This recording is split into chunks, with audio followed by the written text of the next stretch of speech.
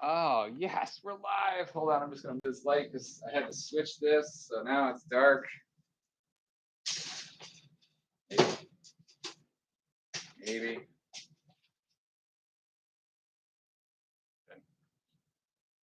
I don't know if that helps. Okay. Welcome, everyone.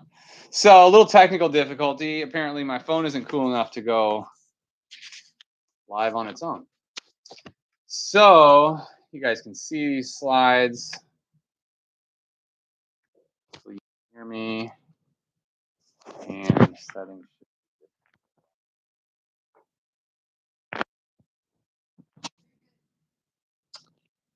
Good.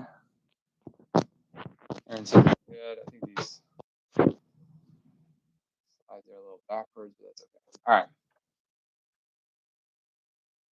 We can fix that.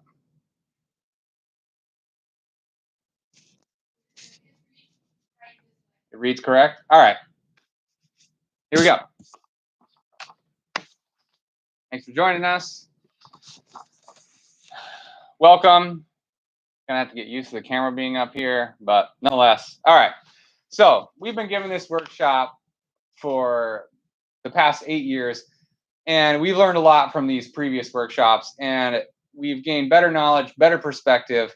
And today, since it's virtual and we can't really interact, we're going to stay focused on the points. And that light's a little glaring on my screen. But anyway, okay, we're going to stay focused on the key points. And then I'm going to send you some follow-up emails. So I want you guys to stay tuned to your emails after, because I'm going to continue to send you some information to help you better grasp the concepts that we're sharing with you tonight. Because what I also learned is that we were loaded with great information, but it was almost too much to digest in one sitting. So we've modified that to address that issue. And then we also still want to get you all the important information at hand. So as we go through this, even at the end of it, if you decide that working with me is not what you ultimately want to do or not the right fit for you, I believe this workshop is going to ultimately give you the understanding, or at least a better understanding of neurodevelopmental disorders and what's really happening. And then also to open up a dialogue to help you to better address your own specific situation in your specific case. So, you know, as we go through this too, another big, huge thing that we realized was that the current mentality surrounding these challenges has been built in a deficit model. So we look at this, these cases individually, that with the idea or the opinion that they lack something, right? That your child lacks or is missing something. This mindset, unfortunately, is widespread among all healthcare because we ultimately are basing our health off of the absence of symptoms or what the symptom actually is. We're going to consider somebody that doesn't have any symptoms essentially healthy. But then those people that do have symptoms, our approach to manage that is what can we do to actually give them something to remove a symptom? Okay? Rather than looking for the actual causes and the pieces of the individual puzzle that makes up these current diagnoses. My big question for you as we get rolling here is, what if we focused on healing through looking at what the actual cause of the challenge is? I mean, that's the take home thing. Even on the first slide is, what if we change to where we're actually looking for what the cause is? Okay. So as we go through here, we're gonna take a couple different concepts and break them down to help you understand. And like I said, I'm gonna follow up with some really good emails to follow up because I think, like I said, I used to spend 90 minutes on this workshop and people get done. And there's so much information, they couldn't even bite this thing into small pieces. So the biggest thing here is I want to break down a few concepts. So the first one is if we're going to figure out the cause, what's the first thing we do in human nature? Is we want to figure out who are we going to blame for this, right? So we blame our parents, do we blame our grandparents, right? Is this just a genetic problem? Or do we actually play an active role in determining what our health is? I mean, we got two ways to look at this. Either our health is predetermined, right? It's our parents' fault, it's our grandparents' fault, or our lifestyle actually determines our health. Okay? So, what we decide today, as you'll see on here, I know it's a little bit of a glare, so it's kind of hard to read these things, but if we maybe just turn that off. What the decisions we make today are going to affect the next 3 to 11 generations. Okay? But the things we do today don't determine their overall health, but they are going to play a role in their life. So making decisions, learning more about how we can make ourselves healthier, the flip side of that is the healthy decisions we make today are going to make it easier for the next 3 to 11 generations of our family tree to actually be healthier. Okay? So if we shift our mindset right now to looking at the cause of our health challenges, the cause of what's going on, then that can impact our family for a long, long period of time. But the real question when it comes down to epigenetics, and what epigenetics really means is we got this gene pool. We got it from our parents, we got it from our grandparents. And then we got to decide, or at some point, our system determines how well can we actually adapt to the stress that's in our life. Okay? So we have 3 types of stress: physical stress, chemical stress, emotional stress. And how we adapt to that is really what determines how healthy we are, or what genes get turned on and what genes gets turned off. Okay, there's really 3 types of stress you see there. We got physical stress, what we do with our body; emotional stress, what we think about; chemical stress, what we put into our body. Those 3 things are incredibly important, and I'm going to give you some tips and tricks on making those 3 things as optimal as possible so that your environment is great. But that's not really what determines your health. Your ability to adapt to these stresses is really what determines your health. And that's what epigenetics really comes down to, is, are you actually adapting to your lifestyle? Okay? Each of these require, different demands from each individual person, but we can learn that when our ability to adapt is compromised, our health changes. All right? Now, this failure or loss of ability to adapt is often due to what's called a subluxation. A subluxation, I know, a big, huge word. You don't really need to know that word or remember that word, but a subluxation is a misalignment or an interruption, an interference in that communication between the brain and the body. As chiropractors, it's literally what we work with, but it leads to altered motion, which if our system isn't moving, if we're unable to move, that messes with our ability to communicate. So altered messaging systems, and if the messages between the brain and the body aren't functioning or aren't optimal, then it leads to the automatic or the organs and glands, those parts of the body not functioning well, and then we have a symptom. Okay? So this is not a deficit. When we go through and we have a symptom, there's not because we're missing something. It's because these things are going on within the system. And you don't have to write all these down. Don't worry. I'm going to send you an email with these too. But what's happened is these 4 D words right here, they interrupt and get in the way of how the body is functioning. And then what they lead to is the symptom. And so what we focus on right now in healthcare is how do we get rid of the symptom? And we don't actually look at where's that symptom coming from? And the symptom is coming from these other D words, these other phenomenon within the body. And so if these subluxations are actually addressed and corrected through chiropractic care, when chiropractic care is utilized and applied correctly, it restores the overall ability to adapt to these stresses. It reverses this 4-step process. And our office, we tend to make the recommendations based off these 4 things. We actually have the ability to measure how's the body moving, how's the body communicating, what's the messaging system look like, are the organs and glands functioning, and then obviously you guys come in and tell us the symptom. So if you have a symptom, know that it's 4 steps deep within your nervous system, And it's going to take a little bit of work, and it's going to take some consistency to get through the restoration of your challenge. Okay? Now, that's deep science. Okay? So now let's peel a layer back and let's go to the reason that you're actually watching this workshop.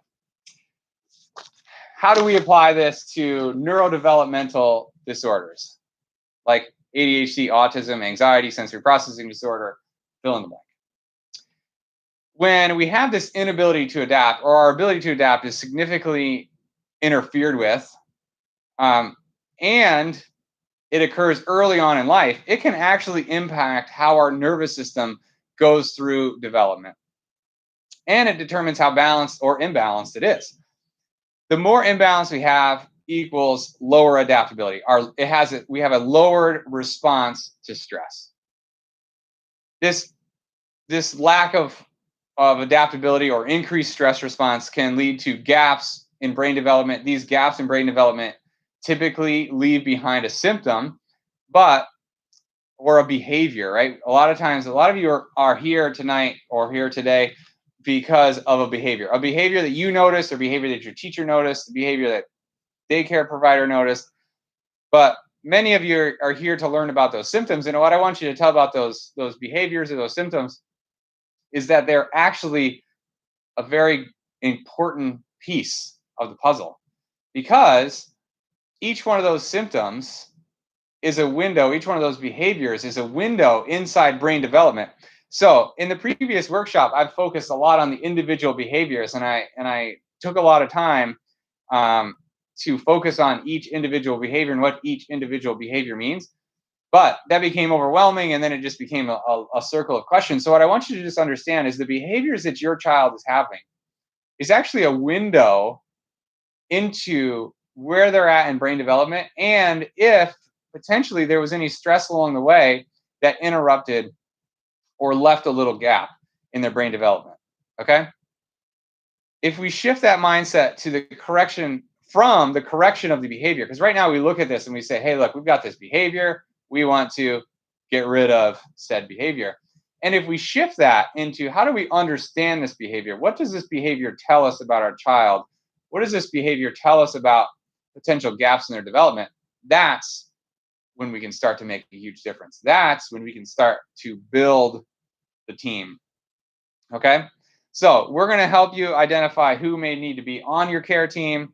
And as we go through here, because it's going to help you, this process is going to help you identify who you need on your team, or if your new management approach that you come up with after this workshop, if it's working.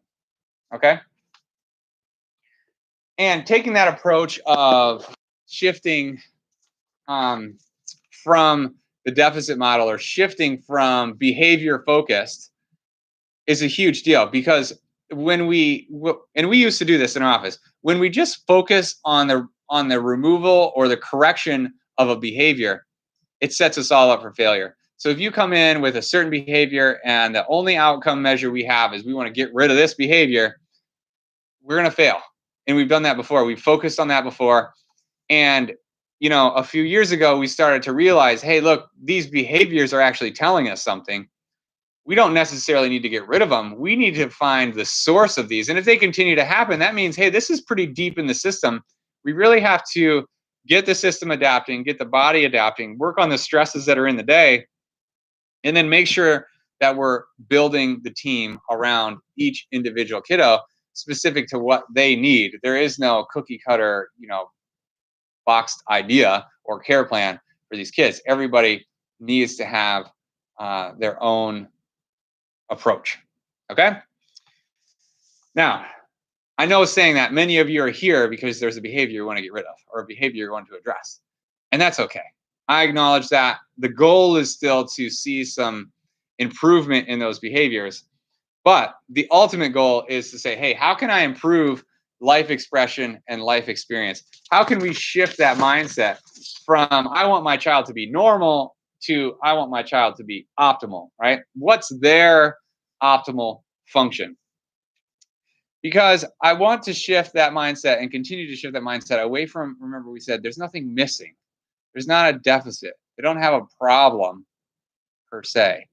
that problem or behavior is a window into what's going on, and it can teach us a lot about your individual case.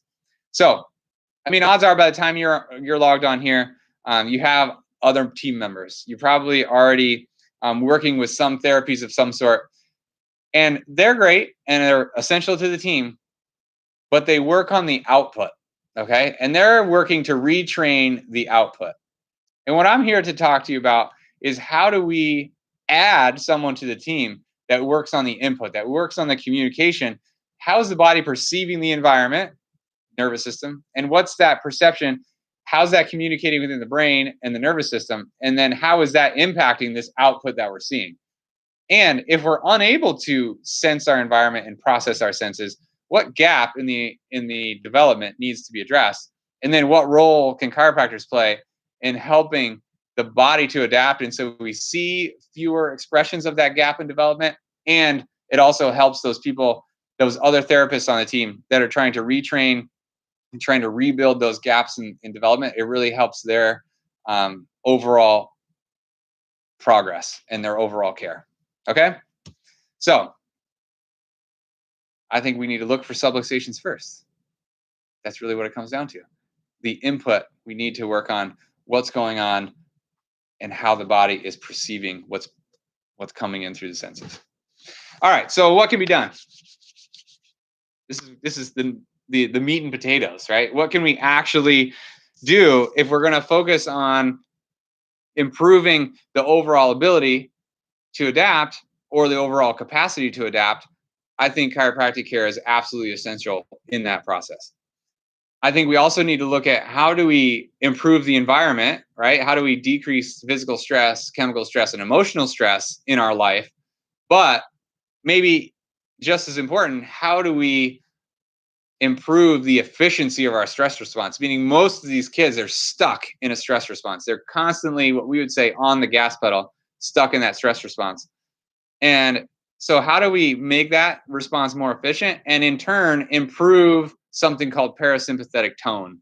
If you guys have been in the autism, ADHD, anxiety world for a while and doing your research, you know parasympathetic tone is absolutely incredible. In our office, we don't get that sciencey. We just call it the brake pedal. That's the calm part of the nervous system that allows your child to self-soothe and cope with their stress of their day. Also for you as an adult, that's your coping mechanism. That's what allows you to unwind after you've had the stress. Okay, so improve the ability to adapt, make the work on the stress response being more efficient, and improve sympathetic tone.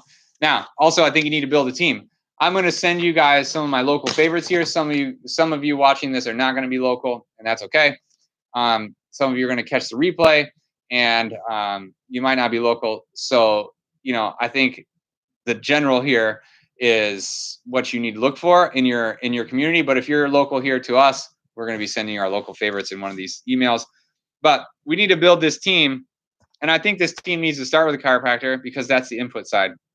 Most of you probably already have the therapist, but we really need to get therapists specific to the gaps in your child's development that are working. So you might need a speech pathologist, OT, PT, behavioral specialist. You might need, different therapies along the way.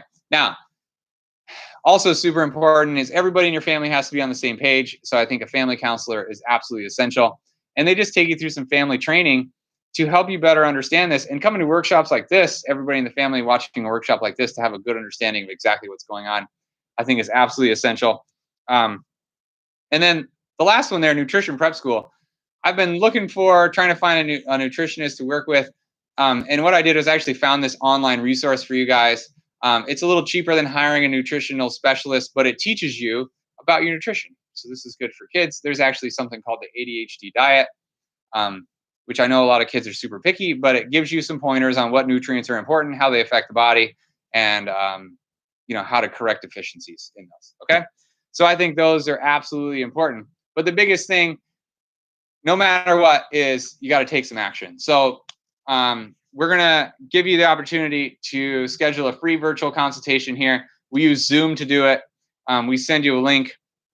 And then I can give you more individualized input on your specific situation. Instead of spending 90 minutes talking about a bunch of other people, we'll spend, some some one-on-one time talking about your specific case. So all of this is essentially irrelevant if we don't do anything about it. So I think the most important step along the way here is to take action. And then I'm going to be your guide and help you through the entire process and be that major player on your team approach to your child's health. Okay. So no matter what, we need to take action, and we'll get you the contact information of how you do that. Like I said before, I could literally go on for hours. Okay. I've done that before. Like 90 minutes on average is what this workshop used to be. But, I'm trying to get this thing to you guys as super efficient, because what we learned through the time as well is your time is incredibly valuable. Your schedules are incredibly packed. Your to-do list is huge. And so I wanted to bring you this information as condensed and quick as possible so that you can break it into pieces, and then we can have the virtual consult and we can talk about your individual case. And so watch your inbox for more information, because I'm going to actually break down each one of these slides and send you an email about it so that you can, you take me talking about it and then you go read the text on the screen, and it helps you to have a better understanding of what's going on. I mean, I hope you gained valuable information from this webinar. I hope just a little bit I challenged your mindset to start looking at how can we look for causes and who do we need on our team to look for causes instead of trying to remove a behavior. Let's start to look at this behavior and say, what is this behavior? What is my child's nervous system actually trying to tell me? And from there, we start to build the perfect team for your individual kiddo and the care plan that's going to take them from where they are to their optimal life expression and optimal school or life experience. Because after all, I'm concerned about this month, I'm concerned about this week, I'm concerned about this school year or this pandemic or whatever you want to put in there.